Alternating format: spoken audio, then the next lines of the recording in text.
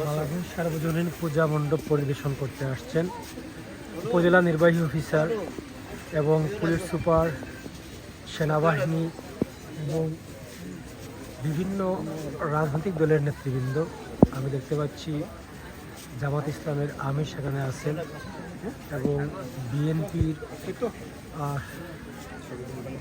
উপজেলা সভাপতি এবং সবাই আজকে এখানে উপস্থিত আছেন।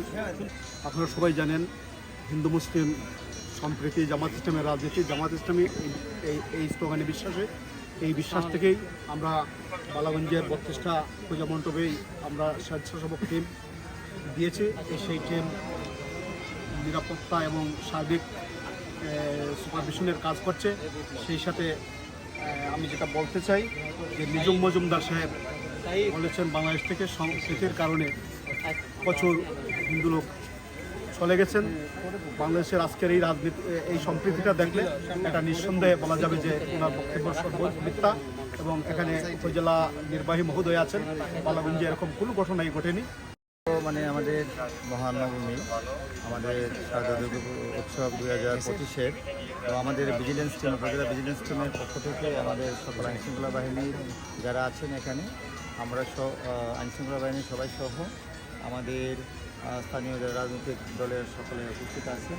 আমরা পরিদর্শনে বের হয়েছি। আমরা আমাদের বালাগঞ্জ কেন্দ্রীয় পূজা মণ্ডপ দিয়ে শুরু করেছি, আমরা আরও বিভিন্ন জায়গায় যাব।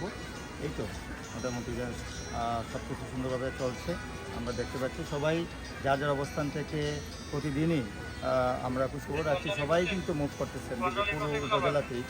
সবাই যার যার আন্তর্জাতিক সহিত চেষ্টা করে যাচ্ছে সুন্দরভাবে সম্পন্ন করার জন্য। মহান ইসলাম ধর্মীয় বাণী হইল যে যদি কোনো মুসলিম কান্ট্রিতে অন্যান্য ধর্মাবলম্বীরা থাকে, তাদের ধর্মীয় স্বাধীনতা, তাদের সামাজিক সাংস্কৃতিক সব কিছু দায়ভার সেই দেশ রাষ্ট্রের উপরে বার্তায় নিরাপত্তা দেওয়া। এবং সমাজপতি যারা আছি, আমরা রাজনৈতিক যারা আছি, আমরা সবসময় এটা খেয়াল নজর রাখি। বাট আমরা অনেক সময় হয়তো আমরা মণ্ডপে যাই না, কিন্তু আমরা এখানে আসি, বারবার আসি, আমরা বারবার ফলফুল দিয়ে আপ্যায়ন করি। ধন্যবাদ সবাইকে আসলে আমাদেরকে ইনভাইট করার জন্য এবং আমাদের কাছেও ভালো লাগছে। আমরা বিগত দিনে এইভাবে এই দায়িত্ব আমরা মনে করি আমাদের সবার সুশৃঙ্খলভাবে যাতে তারা তাদের করতে পারে।